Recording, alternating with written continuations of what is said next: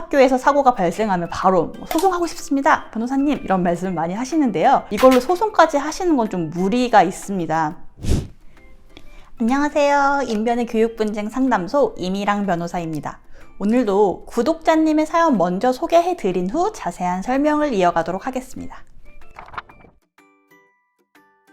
저는 초등학교 5학년 딸을 키우고 있는 엄마입니다. 얼마 전 저희 아이가 학교에서 다른 친구와 장난을 치다가 난간에서 넘어져서 얼굴에 상처를 입었어요. 여자아이인데 얼굴에 흉터가 남을까봐 너무 걱정이 되고 화가 나서 함께 장난을 쳤던 아이 부모님께 흉터 치료비를 요구했습니다. 그런데 그 아이의 부모님들은 자신의 아이가 일부러 다치게 한 것도 아니고 학교폭력같이 가해 행위가 특정된 것도 아닌데 왜 자기네가 치료비를 물어줘야 되는지 모르겠다고 말하더라고요. 변호사님, 이 사건도 명백히 가해자가 있는 사건이니까 학교폭력으로 해결을 해야 하는 걸까요? 아니면 소송을 해야 될까요?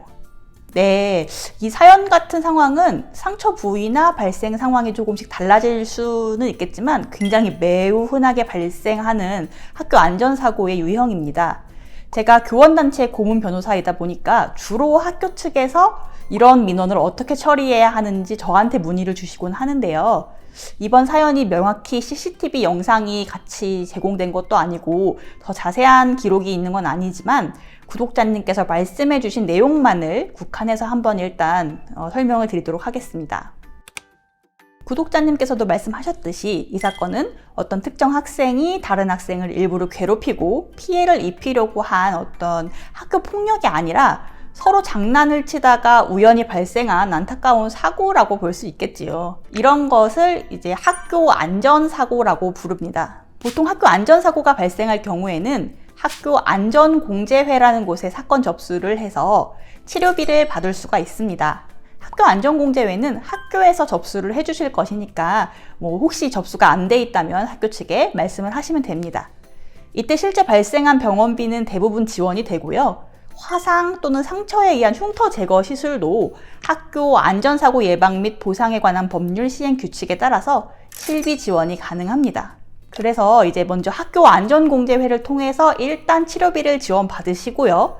거기에 혹시 부족함이 있다면 그때 가해 학생이든 학교든 과실이 있는지를 따져서 추가 보상을 받을 수 있도록 권해드리고 싶습니다.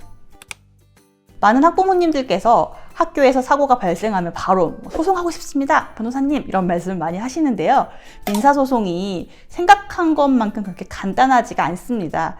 일단 변호사를 선임해서 소송하려면 소가, 청구 금액이 최소 한 3천만 원 정도는 돼야 할 만한데 대부분 상처 치료비는 100만 원도 안 나오기 때문에 이걸로 소송까지 하시는 건 좀 무리가 있습니다. 때문에 사연자님께서도 무조건적으로 소송하겠다라고 하시기보다는 일단 학교 안전공제회를 통해서 실비 처리를 받으시고 그 이후에 어떤 분쟁이 있으면 그때 다시 한번 문의를 주시는 것을 권해드립니다.